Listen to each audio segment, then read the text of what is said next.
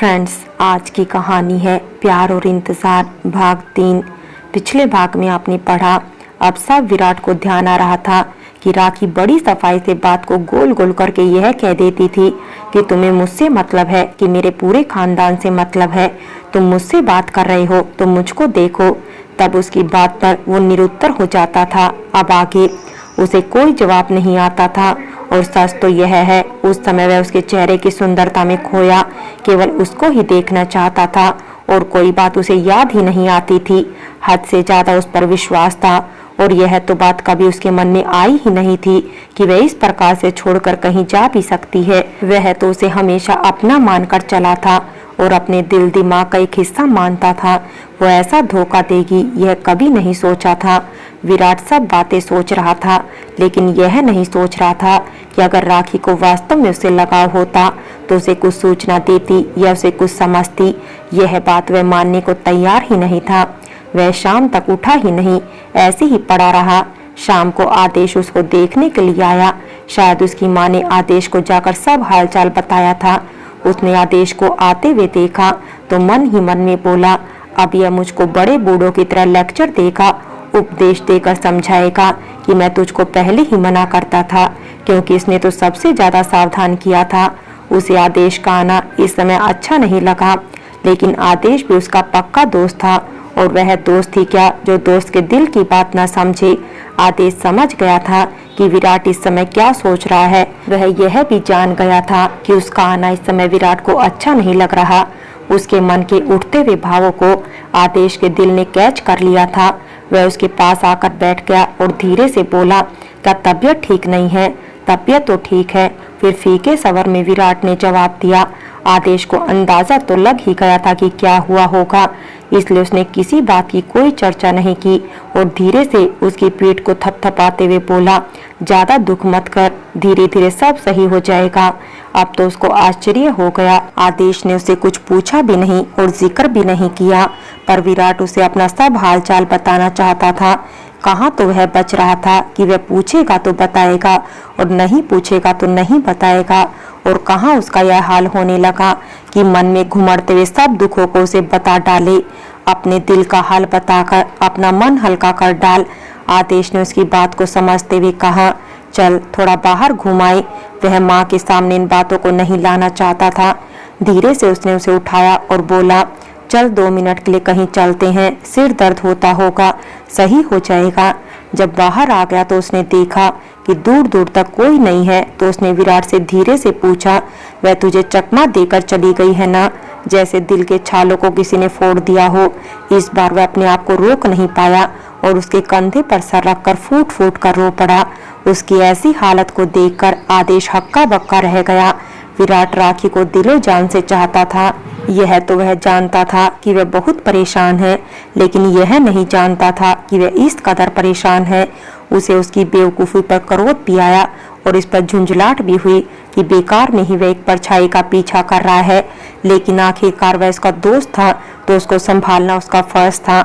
आदेश ने यह बात नोट की थी कि अब विराट का मन काम में बिल्कुल नहीं लगता था, और वैसे भी जब सीजन ऑफ होता था तो वह लोग बाहर कहीं ना कहीं नौकरी कर लेते थे। सीजन भी ऑफ होने को था, इसलिए आदेश ने विराट से कहा, चलो क्यों ना चलकर दूसरी जगह काम धाम देखें। इस बात पर विराट झट से राजी हो गया, लेकिन एक बात है यार, माँ की देखभाल कौन करेगा? उसने अपनी उलझन बताई।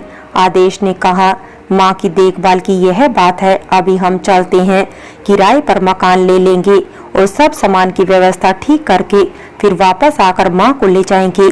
जब तक इतने दिन हम वहाँ यह सब काम करेंगे तब तक माँ हमारे यहाँ रहेगी। यह सुनकर विराट निश्चिंत हो गया।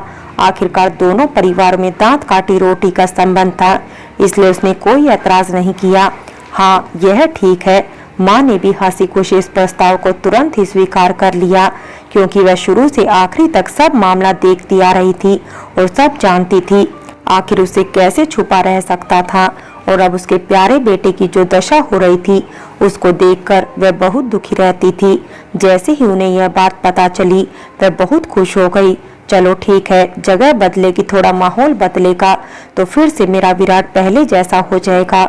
समय बड़े बड़े घाव को भर देता है, इस बात को वह बखूबी जानती थी उन दोनों ने इस बार दिल्ली जाने का निश्चय किया था। आदेश और विराट आज सुबह से अपनी जाने की तैयारी कर रहे थे। बैग और जरूरी सामान तैयार करके माँ के चरण छूकर घर से बाहर निकले और दिल्ली का रुख किया। दिल्ली दिल वालों का शहर कही जाती है। जाने कितने ही शासक आए और चले गए, जाने कितने ही वंशों के उत्थान पतन की साक्षी बनी है दिल्ली। इसके रूप बने बिगड़े पर अपनी अलग ही और निराली शान में इठलाती हुई दिल्ली सुदूर प्रांतों के सुदूर ग्रामों के जाने कितने ही नवयुवकों को आश्रय देती दिल्ली आज भी अपनी आन बान और शान के साथ जगमगाती है। अनगिनत अधूरे सपने दिल्ली में प्रवास पाकर अपनी मंजिल पूरी करते हैं। यहाँ सबके लिए जगह है, करोड़पति से लेकर मजदूर तक के लिए। तभी तो दिल वाली है दिल्ली। आदेश और टूटे दिल के साथ विराट ने दिल्ली के रेलवे स्टेशन पर कदम रखा। अब उन्हें अपना नया ठिकाना तलाशना था। उनका एक परिचित दिल्ली में रहता था, लेकिन उन दोनों ने सोचा कि कहीं और जगह जाकर ट्राई करेंगे। मकसद अगर केवल रहना होता तो कहीं भी रह लेते, लेकिन यहाँ मतलब तो जॉब से है। अगर अच्छी जॉब मिलेगी तो आसपास ही कहीं रहने के लिए तलाश करेंगे, लेकिन अगर अच्छी जॉब मिली तो वहाँ मकान मिलना मुश्किल हो जाएगा। इन दोनों को ही मालूम था कि इतनी अच्छी जॉब एकदम से नहीं लग पाएगी, इसलिए महंगे मकान में रहना भी उनके लिए असंभव हो जाएगा। तो रहने के लिए आउटर इलाके में कहीं सस्ता सा मकान ढूंढना होगा। इसी उधेड़-बुन में दोनों ने बाहर आकर करोल बाग के लिए बस पकड़ी। बस के बाद फिर ऑटो से अपने परिचित के यहाँ आ गए। उसने फ्लैट का 3rd फ्लोर ले रखा था और विद फैमिली रहता था। उसने पहले से ही दोनों के लिए कई जगह बात कर रखी थी। अरुण नाम का यह परिचित बचपन में उनके साथ ही रहा करता था। कुछ समय पहले ही यहाँ आया था, उसे जॉब मिल गई थी। फिर उसने धीरे धीरे यहीं रहते हुए अपनी सुख सुविधाओं के सभी साधन जुटा लिए थे और सुना है शादी भी यहीं कर ली थी। एक्चुअली उनकी लव मैरिज हुई थी। अरुण की पत्नी गौरी भी उसी के ऑफिस में काम करती थी। उसकी पत्नी भी जॉब करती थी। यही बात उसने आदेश और विराट को बता रखी थी कि ज्यादा नहीं तो अपनी गुजर बसर के लिए तो आराम से पैसे कमा सकते हो, कंप्यूटर चलाने में दक्ष होना चाहिए। इस मामले में आदेश उसे आगे निकल गया। उस दिन अरुण ने छुट्टी ले ली और उनको कई कंपनियों में लेकर गया। एक जगह आदेश को अकाउंटेंट की जॉब मिल गई, मगर विराट को नहीं मिल पाई। विराट के लिए स्टोर कीपर की नौकरी मिल गई। इस नौकरी से वह खुश तो नहीं था, इसमें जिम्मेदारी अधिक थी और जिम्मेदारी ही वह निभाना नहीं चाहता था, लेकिन फिलहाल टिकने के लिए जरूरी थी। इसलिए उसे अरुण ने कहा, भाई तब तक नौकरी करते रहो और मैं तुम्हारे लिए कई और जगह भी देखता रहूंगा और तुम भी देखते रहना। यहाँ पर लग जाओ, उसके बाद तो सब सही हो जाएगा, फिर नौकरी चेंज कर सकते हो। यह बात उन दोनों को पसंद आ गई। अब रही बात रहने की, तो रहने के लिए उन्होंने कहा कि हमें तो कोई सस्ता सा ठिकाना चाहिए। तो अरुण ने कहा कि यहाँ इतना सस्ता नहीं मिल पाएगा, इसके लिए तो तुमको दूर दराज की किसी नई बसी हुई कॉलोनी में मकान लेना पड़ेगा। चलो देखते हैं। फिर भाग दौड़ शुरू हुई। विराट और आदेश साथ ही रहना चाहते थे। उन्होंने तय किया था 2 कमरों का separate portion with kitchen bathroom हम ले लेंगे। विराट की माँ को भी बाद में ले आएंगे। एक ही साथ रहेंगे तो मकान का किराया आधा आधा कर लेंगे और खाना पीना आदि सभी का खर्चा सब आधा आधा करेंगे। इससे दोनों लोगों को सहूलियत हो जाएगी और कुछ बच भी जाएगा। इस समय दोनों लोग अरुण के यहाँ से ड्यूटी कर रहे थे। गौरी सवेरे जल्दी उठती और जल्दी उठकर नाश्ता पानी बना देती। उन दोनों के भी लंच बॉक्स तैयार कर देती और अपने दोनों लोगों के लिए लंच बॉक्स पैक करके चली जाती। तीसरे दिन संडे था। संडे वाले दिन तीनों ही मकान की खोज में निकले। कई जगह मकान देखे, 2-3 जगह पसंद भी आए। फिर एक सबसे ज्यादा पसंद आया। नौकरी वाली जगह से बहुत दूर नहीं था और जैसा चाहते थे वैसा ही मिल गया। दोनों वहीं शिफ्ट हो गए और ड्यूटी करने लगे। आदेश ने अपने घर पर फोन करके सारा हालचाल विस्तार पूर्वक बता दिया था। विराट ने भी अपनी माँ को पूरा हालचाल सुनाया था। उसकी माँ भी बहुत खुश थी और विराट ने आश्वासन दे रखा था कि यह महीना पूरा होते ही जैसी ही पहली सैलरी मिलेगी वह आकर माँ को ले जाएगा। कहते हैं तिनका जोड़ने में बहुत समय लगता है, पर लिखने बिखरने में देर नहीं लगती। इतने परिश्रम से दोनों ने जॉब ढूंढी, फिर मकान ढूंढा और इतना समय लगाया। अपने हिसाब से सब कुछ सेट किया, मगर भाग्य को तो कोई नहीं जान सकता है कि क्या होने वाला है। तो विराट भी अपने भाग्य के बारे में कैसे जान सकता था कि उसके जीवन में क्या आने वाला है।